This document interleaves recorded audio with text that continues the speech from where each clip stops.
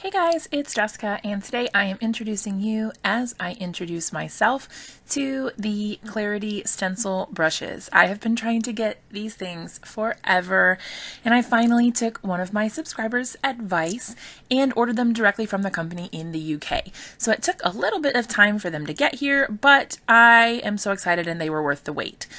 So they've got these sturdy wooden handles and beautiful bristles there. They're so soft. I absolutely love them. So they've got a nice hole in the end if you wanted to maybe put them all on like a ring to store them and hang them up. That would be really cool. Otherwise, you can store them in a jar like I had at the beginning. I plan to have one for each color family. So I'll have, one for pinks, reds, blues, greens, oranges. Sorry if you can hear my baby in the background. He's playing.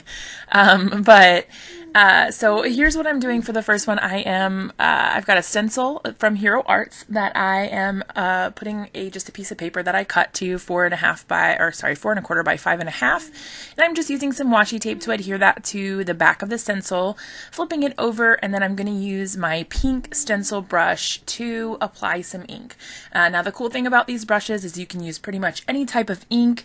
I'm not aware of any ink that you can't use with them, but it just goes on so smoothly. So you just lightly brush it on top of your ink pad, and then I do kind of like a swiping sort of motion back and forth. And then you just brush it right on there, and look how smooth and pretty that coverage is. It gives you such a light feel.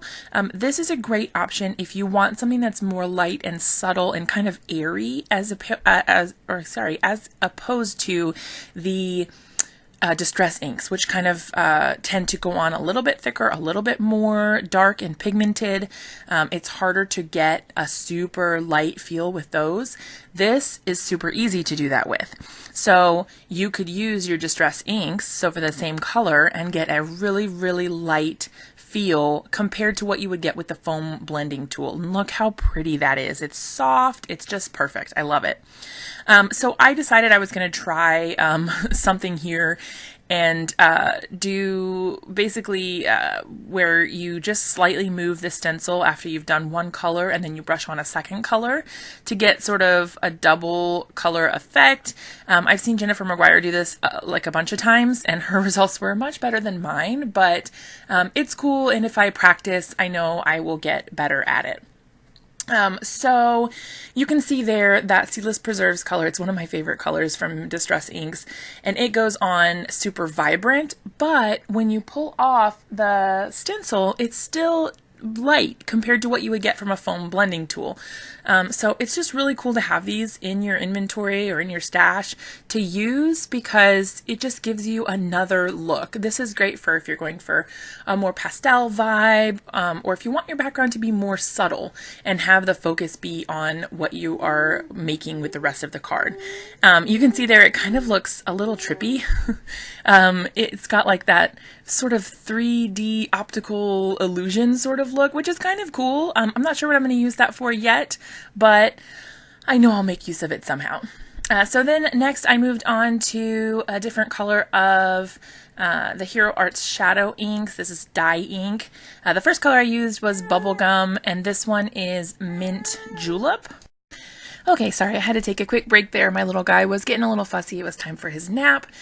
So you can see here, I am working on just applying ink to the edges with the stencil brush.